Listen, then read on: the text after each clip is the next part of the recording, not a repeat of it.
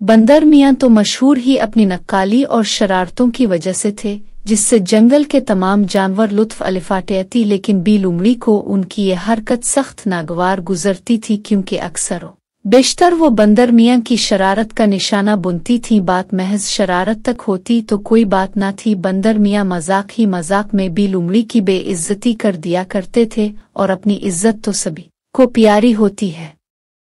बिलुमड़ी ने तहैया कर लिया था कि वो बंदर मियाँ से अपनी बेइज्जती का बदला जरूर लेंगी, और जल्द ही बिलुमड़ी को मौका भी मिल गया। हुआ यूं कि बिलुमड़ी को सख्त भूख लग रही थी। उन्होंने चटपटी चाट बनाई, जिसे नदीदों की तरह जल्दी जल्दी खा रही थीं। अपनी उंगलियां चाट चुकीं तो प्याला जुबान से चाटने लगी। बंदर मियाँ जो इत्तेफाकना वहां आ निकले थे, बड़े इश्तियाक से बिलुमड़ी की नदीदी हरकतें देख रहे थे, और वो इससे बेखबर मजे से चटखारे लेती जा रही थीं और कहती जा रही थीं, वाह मजा आ गया, क्या चाट बनाई है मैंने, वाह बिलुमड़ी वाह। बंदर मियाँ इस वक्त तो खामोश तमाशाई बने बैठे रहे, लेकिन कुछ ही देर बाद इन्होंने सारे जानवरों को जमा किया और बिलुमड़ी की वो नकल आतार के हंसते हंसते सबका बारा हाल हो गया। दिल ही दिल में बिलुमड़ी भी बंदर मियाँ की फिनकारी का एतराफ कर रही थी, लेकिन भरे मजमा में अपनी बेइज्जती इन्हें बहुत खिल रही थी। बिलुमड़ी ने अपनी बेइज्जती का बदला लेने का पक्का इरादा कर लिया। उनकी फितरत थी, जब तक इंतकाम न ले लेती उनको चीन न पड़ता था, और बिलाखिर वो दिन आ ही गया जब बिलुमड़ी ने बंदर मियाँ से अपना बदला ले लिया।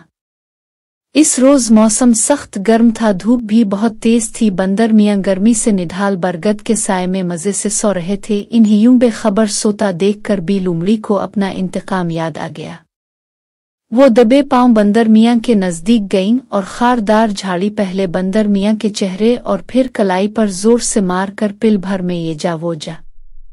बिलुमड़ी अपनी चालाकी की वजह से मशहूर थीं। अब ये सोचकर वो बहुत खुश थीं कि मैंने अपना काम कर दिखाया, और किसी को कानों कान खबर तक ना हुई। लेकिन ये उनकी भूल थी, क्योंकि बिलुमड़ी के सताए हुए रीछ मामा और बत्तख खाला ने बिलुमड़ी की ये हरकत अपनी आंखों से देख ली थी।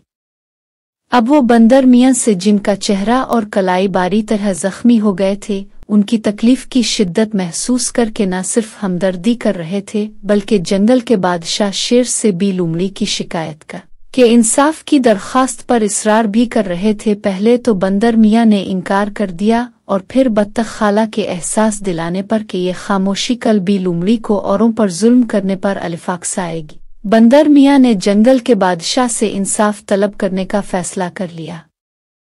बंदर मियाँ ने जब तमाम माजरा जंगल के बादशाह को सुनाया तो उन्होंने फौरन तमाम जानवरों को दरबार में हाजिरी का हुक्म दिया। तमाम जानवर बादशाह के दरबार में हाजिर हो गए। बादशाह सलामत इंसाफ की कुर्सी पर बैठे थे, और बंदर मियाँ बिलुमड़ी के जुल्म की दास्तान सुना रहे थे। उनका जख्मी चेहरा और कलाई से रिश्ता हुआ खून बिलुमड़ी के जुल्म की गवाही दे रहा था।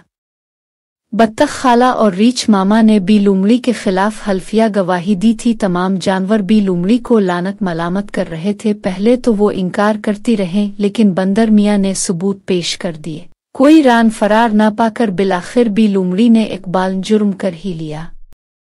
जंगल के बादशाह शेर ने अपनी गरजदार आवाज में फैसला सुनाया कि एक माह तक जंगल के तमाम जानवर बिलुमड़ी से कोई ताल्लुक नहीं रखेंगे, और शाही दरबार में होने वाले जश्न में भी बिलुमड़ी शिरकत नहीं करेंगी।